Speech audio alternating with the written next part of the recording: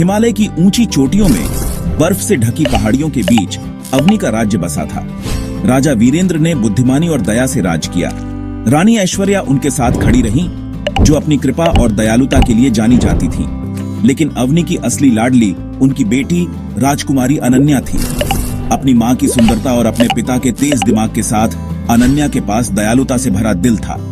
वह सबसे ऊंचे रईस से लेकर सबसे विनम्र किसान तक सभी के साथ सम्मान और गर्मजोशी से पेश आती थी। एक धूप वाली दोपहर, जब सूरज अपनी पूरी चमक के साथ आसमान में था और चारों ओर हरियाली फैली हुई थी, राजकुमारी अनन्या ने अवनी नदी के क्रिस्टल साफ पानी के किनारे शांति पाई। वह अक्सर यहाँ आती थी, जहाँ उसे प्रकृति की गोद में सुकून मिलता था। वह अपनी कला में खो जाना पसंद करती थी और अपनी स्केचबुक में प्रकृति की सुंदरता को कैद करती थी। उसकी उंगलियां पेंसिल के साथ नृत्य करती और हर रेखा में जीवन भर देती। उसकी स्केचबुक में पेड़, फूल और नदी के किनारे की हर छोटी बड़ी चीज जीवंत हो उठती थी। यह उसका सबसे प्रिय समय था, जब वह अपने विचारों में खो जाती थी, अपने काम में खोई। उसने उस युवक को आते हुए नहीं देखा। वह युवक आरव एक किसान का बेटा था, जो अपनी लगन और ईमानदारी के लिए जाना जाता था। आरव की आंखों में एक विशेष चमक थी और उसके चेहरे पर हमेशा एक मुस्कान रहती थी। वह अपने परिवार के बाग से ताजे फल लेकर लौट रहा था। वह बाग से लौट रहा था और उसकी टोकरी पके आमों से लदी हुई थी। आमों की खुशबू हवा में फैल रही थी और आरव के कदमों में एक विशेष उत्साह था। उसकी टोकरी पके आमों से लदी हुई थी। जैसे ही वह राजकुमारी के पास से गुजरा, उसने देखा कि वह कितनी तल्लीनता से अपनी स्केचबुक में डूबी हुई थी। जैसे ही वह राजकुमारी के पास से गुजरा, हवा के एक झोंके ने उसकी किताब से एक चित्र छीन लिया और उसे नदी की ओर उड़ा दिया। हवा के एक झोंके ने उसकी किताब से एक चित्र छीन लिया और उसे नदी की ओर उड़ा दिया। अनन्या ने घबराकर उस चित्र को पकड़ने की कोशिश की, लेकिन वह बहुत दूर जा चुका था और उसे नदी की ओर उड़ा दिया। आरव ने बिजली की गति से उस चित्र को पानी में छूने से पहले ही पकड़ लिया। उसकी त्वरित प्रतिक्रिया ने अनन्या को चौंका दिया। आरव ने बिजली की गति से उस चित्र को पानी में छूने से पहले ही पकड़ लिया। उसने मुस्कुराते हुए अनन्या को वह चित्र वापस किया और अनन्या ने उसकी मदद के लिए धन्यवाद दिया। यह एक छोटी सी घटना थी, लेकिन इसने दोनों के बीच एक नई दोस्ती की शुरुआत की। महामहिम, आरव ने झुककर चित्र राजकुमारी को वापस दे दिया। आरव के आदरपूर्ण व्यवहार और उसकी तेज प्रतिक्रिया से हैरान अनन्या ने मुस्कुराते हुए उसे धन्यवाद दिया।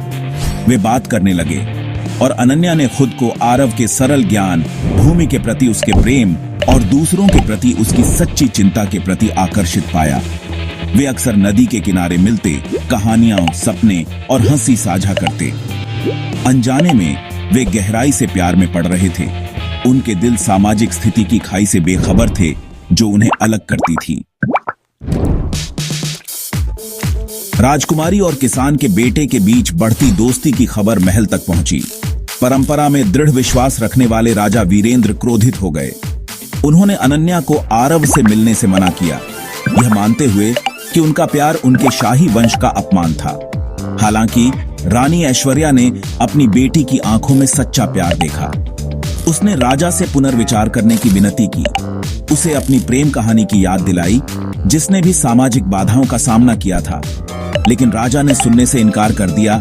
शाही मर्यादा में उनके विश्वास ने उनके दिल को कठोर कर दिया। यह साबित करने के लिए कि उनका प्यार सच्चा और पवित्र था, अनन्या ने एक योजना बनाई। अनन्या एक बुद्धिमान और साहसी युवती थी, जो अपने प्यार की गहराई को साबित करने के लिए किसी भी हद तक जा सकती थी। उसने अपने दिल में एक योजना बनाई, जो न केवल उसके प्यार की परीक्षा लेगी, बल्कि आरव के साहस और समर्पण को भी परखेगी। उसने अपने पिता से आरव के लिए एक काम तय करने का अनुरोध किया, यह वादा करते हुए कि अगर वह असफल रहा तो वह अपने प्यार को त्याग देगी। अनन्या जानती थी कि यह एक कठिन निर्णय था, लेकिन वह अपने प्यार की सच्चाई को साबित करने के लिए दृढ़ थी। उसने अपने पिता, जो एक शक्तिशाली राजा था, से विनती की कि वह आरव के लिए एक असंभव कार्य निर्धारित करे। राजा को विश्वास था कि एक साधारण किसान का बेटा कभी सफल नहीं हो सकता। वह मान गया। राजा ने सोचा कि यह एक अच्छा अवसर है यह साबित करने का कि आरव अनन्या के योग्य नहीं है। उसने अपने दरबारियों के सामने यह चुनौती रखी और सभी ने सहमति जताई कि यह कार्य असंभव था। उसने एक असंभव चुनौती तैयार की, आरव से एक दुर्लभ फूल उगाने की मांग की। कहा जाता है कि यह केवल सच्चे प्यार के स्पर्श से खिलता है, एक पखवाड़े के भीतर। यह फूल न केवल दुर्लभ था, बल्कि इसे उगाने के लिए विशेष देखभाल और समर्पण की आवश्यकता थी। राजा ने यह चुनौती इसलिए चुनी क्योंकि उसे विश्वास था कि आरव कभी भी इस कार्य को पूरा नहीं कर पाएगा। आरव हालांकि इस कार्य से भयभीत था, उसने अनन्या के प्रति अपने अटूट प्रेम से प्रेरित होकर चुनौती स्वीकार कर ली। आरव जानता था कि यह कार्य कठिन था, लेकिन उसने अपने दिल में अनन्या के प्रति अपने प्यार को मजबूत किया और इस चुनौती को स्वीकार किया। उसने अपने खेत में दिन रात मेहनत की, हर संभव प्रयास किया ताकि वह दुर्लभ फूल उगा सके।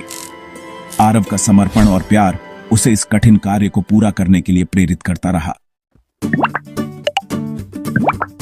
भारी मन से लेकिन दृढ़ संकल्प के साथ आरव ने गांव के बुजुर्गों की बुद्धिमानी की तलाश की।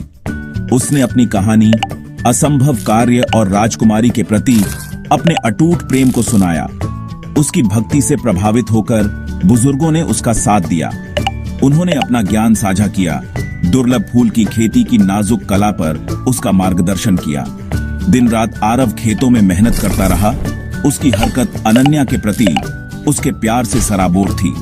उसने बीजों का उसी देखभाल और कोमलता से पोषण किया जो वह राजकुमारी के लिए महसूस करता था।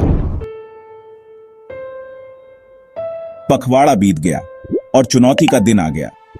यह दिन पूरे राज्य के लिए महत्वपूर्ण था, क्योंकि यह केवल एक प्रतियोगिता नहीं थी, बल्कि एक परीक्षा थी जो राज्य के भविष्य को निर्धारित करने वाली थी। पूरा राज्य इकट्ठा हो गया। उनके दिल संदेह और जिज्ञासा से भरे हुए थे। हर कोई जानता था कि यह दिन राजा वीरेंद्र के शासन के लिए एक निर्णायक मोड़ हो सकता है।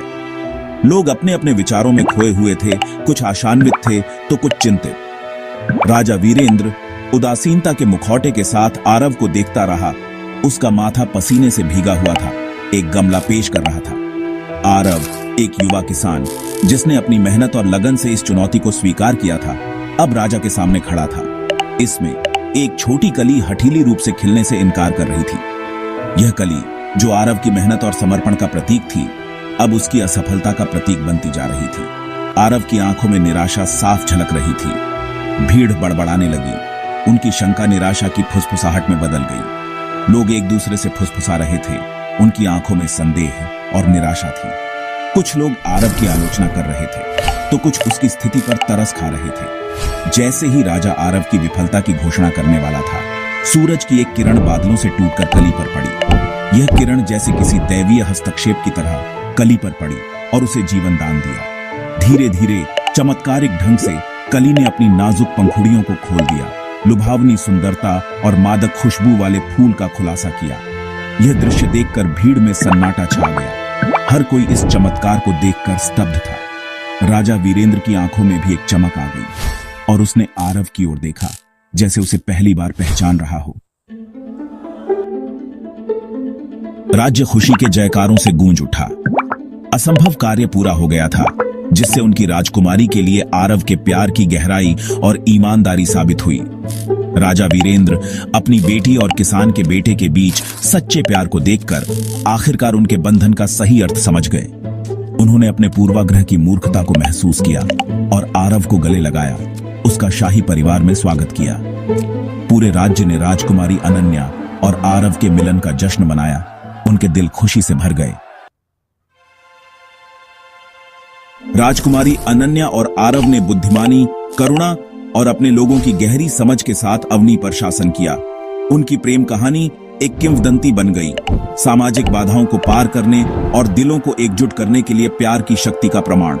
और इसलिए राजकुमारी और किसान के बेटे की कहानी युगों युगों तक गूंजती रही, सभी को याद दिलाती रही कि सच्चा प्यार कोई सीमा नहीं जानता और खुशी अपने दिल की सुनने में है।